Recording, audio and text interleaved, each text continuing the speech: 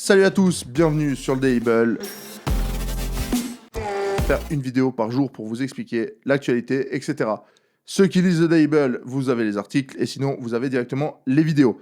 Chaque jour, il y aura des explications et les vidéos iront bien plus loin que ce que va l'article.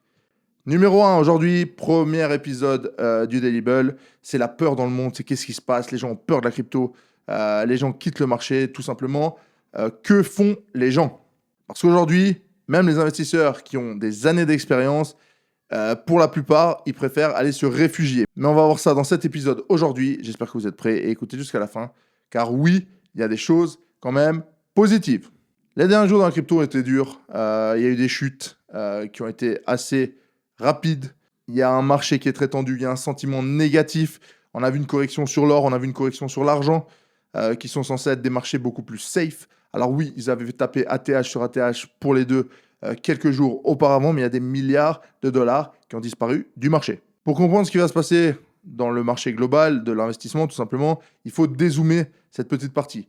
Il faut arrêter de regarder les 2-3 semaines qui viennent de s'écouler et voir le futur ou le passé, tout simplement pour voir ce qui s'est passé et qui probablement se passera. Tout d'abord, comme je l'ai dit dans l'intro, l'argent des gens part toujours vers des assets plus safe. On parle de l'or, on parle de l'argent, on parle du dollar. Oui, les gens ne cherchent pas à gagner plus, ils cherchent en fait à perdre moins.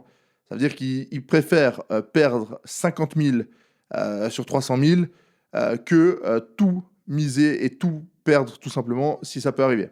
Et au final, que les gens viennent sur l'or ou sur l'argent, c'est pas qu'ils ont une conviction long terme, ou même sur le dollar, c'est pas qu'ils ont une conviction long terme pour ça, c'est simplement l'instinct humain face à l'incertitude. Quand il y a des tensions avec le Venezuela, quand il y a des problèmes avec le Groenland, quand il y a les États-Unis et l'Israël qui veulent se battre contre l'Iran et donc contre l'Iran et la Chine, vu que l'Iran et la Chine sont ensemble aujourd'hui, ça met des tensions mondiales. La guerre, si elle démarre là, c'est une guerre qui est au milieu du monde et elle peut englober tout le monde. Donc c'est de l'incertitude. Et les gens, quand ils voient ça dans les médias, dans les news, sur Twitter, peu importe, le premier truc qu'ils font, ils prennent l'argent qui est le plus volatile pour eux, donc ils vont sortir de la crypto, donc ils vont sortir du Bitcoin, donc ils vont sortir de tout ça pour aller se réfugier dans les valeurs refuges qui sont l'or, l'argent ou le dollar. Mais au final, l'or et l'argent qu'on appelle valeurs refuge, moi je trouve personnellement que c'est surestimé. Pourquoi? Si vous avez 1 million en Bitcoin, c'est une ledger, c'est un wallet, un hot wallet, vous pouvez vous déplacer à l'aéroport, vous pouvez prendre l'avion avec votre téléphone. Si vous avez 1 million en kilos d'or, c'est déjà un peu plus compliqué. Il y a 8-9 kilos d'or, ça reste beaucoup plus complexe. Ouais, 7-8 kilos d'or, ça reste beaucoup plus complexe à bouger. Vous avez 7-8 briques de lait à déplacer. Alors qu'un iPhone, ça fait quoi, 10 cm, 17 cm de haut, voilà, n'importe qui peut le prendre n'importe où. 7 briques de lait dans votre sac de voyage ou peu importe, ça commence déjà à faire chaud. Et là, on parle d'1 million. Alors imaginez si on parle de 100 millions. En Bitcoin, ça reste dans le téléphone, donc ça reste dans 17 cm si c'est un iPhone. Les mesures, j'en suis pas sûr, mais j'y crois de ma mémoire que c'est comme ça. Par contre, le moment où vous avez 100 millions, ça vous fait 600, 700, 800 briques de lait. Vous ne le mettez plus dans votre coffre de la voiture, vous ne le mettez plus nulle part, et ça devient très très dur à déplacer. Ensuite, l'or et l'argent dépend énormément de ce qui se passe en politique, parce que les gens viennent à max, à bouler, quand ils voient des incertitudes dans les médias, tac, ils sautent sur l'or, ils sautent sur l'argent. Mais quand tout se passe bien, les gens réfléchissent très peu à l'or ou à l'argent. En gros, c'est des objets, c'est des choses qui rassurent dans la panique. Mais au moment où il y a de l'euphorie, au moment où le marché va bien, mais à ce moment-là, ils déçoivent tout simplement les personnes. Parce que ça ne fait pas d'énormes pourcentages. Et pourquoi, dans ces moments où les gens investissent dans l'or et l'argent, la crypto perd énormément? C'est comme je vous l'ai dit avant, les gens vont d'un actif risqué à un actif plus safe, donc ils vont vendre leur position. C'est parce qu'il y a des liquidations, comme on a vécu ça le 10 octobre 2025, avec des gens même en levier x2 qui se sont fait dégommer. Donc imaginez si vous avez du levier x5, du levier x10, du levier x25, levier x1000, peu importe, vous serez fait exploser face au marché. Et c'est aussi quand il y a des tensions dans le monde que les gens, en fait, ils cherchent de la liquidité. Et comme je l'ai dit aussi auparavant, c'est les actifs qui ont le plus de volatilité qui sont vendus en premier. Donc la crypto, elle est numéro 1. Ensuite, la rotation du capital, il y a un schéma qui s'effectue Et on est environ au point 3. Je vais vous citer les 5 étapes. Pour moi, il y a 5 étapes pour arriver à une phase où les gens vont réinvestir dans la crypto. Et avec toutes les tensions macro, tout ce qui se passe sur la Terre aujourd'hui dans le monde, les gens ont beaucoup trop de panique. On n'est pas assez rassurés pour que les gens investissent dans la crypto. Et on le voit sur le cours du Bitcoin qui a 5 mois, on était à 120 000. Aujourd'hui, on est à 78 000, 77 000. Ça fait une grande partie. C'est parce qu'il n'y a que des trucs qui se passent dans le monde tout le temps, tout le temps, tout le temps. Et en fait, là, c'est pas rassurant. Les gens ont peur de plus en plus. Première étape, c'est quand il y a des crises globales ou des tensions dans le monde.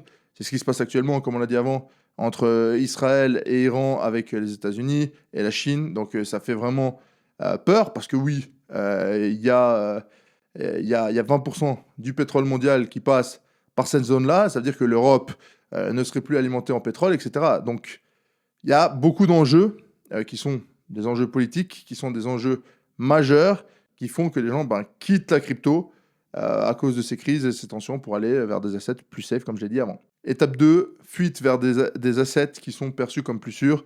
Comme je vous l'ai expliqué avant, les gens partent vers l'or et l'argent, mais l'or et l'argent ont leurs limites. L'or et l'argent sont très bien quand le marché a besoin de se rassurer, mais sont beaucoup plus décevants quand le marché va bien. Ensuite, l'étape 3, c'est que le système se stabilise d'un coup, le monde va mieux, il n'y a plus de guerre, il n'y a plus de tension, il n'y a plus de gros risques, et à ce moment-là, le marché peut repartir. Et les gens, ils font quoi à ce moment-là? Ils vont vers l'étape 4, qui est la recherche du rendement. Ils s'en foutent, ils veulent tout simplement faire de l'argent. Et il faut faire quoi pour faire de l'argent à ce moment-là? Il faut aller sur des actifs qui sont sous-évalués. Et c'est ça l'étape numéro 5. Et la crypto n'est jamais l'étape numéro 1, elle est tout le temps pertinente à partir de l'étape numéro 4. Ça veut dire que quand les gens ils commencent à chercher du rendement, ils vont se retourner vers la crypto. Tandis que l'or est l'étape numéro 1 ou l'argent est l'étape numéro 1, c'est quand ça part en crise, quand ça part en tension dans le monde, les gens investissent dans ces assets-là. Et pourquoi quand il y a une chute, c'est le meilleur moment de s'éduquer dans la crypto? Parce que quand le marché va bien, personne n'apprend rien. Quand le marché est en euphorie, vraiment en euphorie, là, les gens, à part savoir se payer, il n'y a rien à savoir. Tu te réveilles, ton wallet, il grimpe, il grimpe, il grimpe, tu n'as rien besoin de savoir. Il faut juste savoir se payer au bon moment. Donc, c'est pas là que tu vas apprendre. Par contre, quand le marché chute, première chose, tu dois apprendre à avoir la patience. Tu dois apprendre à gérer tes émotions. Et c'est ça, en fait, la qualité d'un très bon investisseur, c'est savoir se gérer. La psychologie d'un très bon investisseur, c'est savoir se gérer. Et c'est aussi quand le marché chute que les esprits s'ouvrent. En fait, que les gens se rendent compte que l'or, en fait, il peut y avoir des gisements d'or qui explosent tous les jours n'importe où, on peut en trouver. Dans les pays où il y a de l'or, bien évidemment, que ce soit en Afrique, que ce soit en Chine, peu importe. Par contre, le Bitcoin, il y en a 21 millions. Il y en aura 21 millions, quoi qu'il en soit. Donc, ça sera toujours un actif rare. Pourquoi un réseau décentralisé, c'est important et c'est très puissant? Parce qu'aujourd'hui, tu veux payer quelqu'un au Pakistan, tu veux payer quelqu'un en Australie, tu veux payer quelqu'un peu importe où dans le monde, aux États-Unis. Si c'est samedi, si c'est dimanche, déjà, tu peux oublier. Il va falloir attendre. Ensuite, tu vas avoir des jours de délai pour faire ton transfert. Tandis qu'en crypto, aujourd'hui, tu envoies du Solana, tu peux l'envoyer à n'importe qui, n'importe où dans le monde avec une adresse. Tu l'envoies depuis la Suisse, tu peux l'envoyer n'importe où dans le monde, tu peux l'envoyer n'importe où dans le monde en quelques minutes. Et ça, c'est la preuve que le décentralisé est surpuissant. Et historiquement, les gens ne s'en rendent peut-être pas compte, mais c'est jamais quand on est dans le confort qu'il y a des réelles opportunités, c'est toujours quand il y a du sang dans les rues que tu peux tout simplement profiter. C'est arrivé à des centaines et des centaines de fois dans l'histoire, et Warren Buffett l'a toujours dit, c'est pas en phase d'euphorie qu'il faut acheter. C'est pas quand on en parle sur BFM TV qu'il faut acheter. Et au final, pendant les crises, la crypto, elle disparaît pas. Pour moi, elle se renforce et elle se structure, et c'est ça qui fait que la crypto va être quelque chose qui va être indispensable dans le futur et qui va être dans les prochaines années de l'adoption de masse qui va arriver. On arrive gentiment sur le Web3 avec les NFT, avec la crypto et avec tout cet écosystème-là. Bon, je finis là-dessus. Demain pour un prochain épisode et abonnez-vous à cette chaîne YouTube. Abonnez-vous, mettez des commentaires par rapport à ce nouveau format, likez, partagez et franchement, le Daily Bull, c'est quelque chose qui peut vous laisser connecter à tout cet univers crypto et qui va vous apprendre tous les jours.